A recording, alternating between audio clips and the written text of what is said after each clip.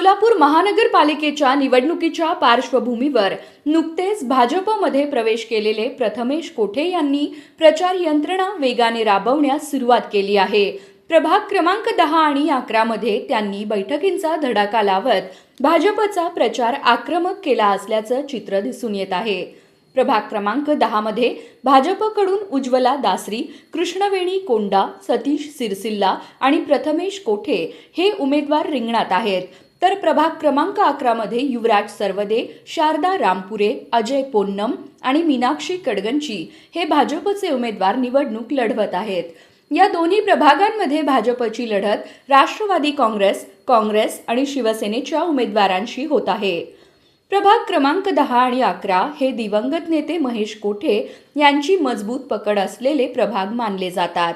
आता याच प्रभागात प्रथमेश कोठे यांनी राजकीय वारसा पुढे नेत सक्रिय भूमिका घेतली आहे।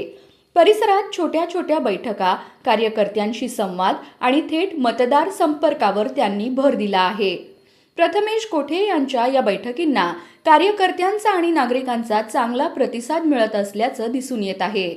प्रभाग क्रमांक 11 मध्ये नुकतीच भव्य रॅली काढण्यात आली असून त्यामुळे प्रचाराला आणखी चालना मिळाली आहे। येत्या काही तासात प्रचाराचा जोर अधिक वाढणार असल्याचं प्रथमेश कोठे यांनी सांगितलं असून भाजप पूर्ण ताकदीने या दोन महत्त्वाच्या प्रभागांमध्ये मैदानात उतरल्याचं स्पष्ट होत आहे।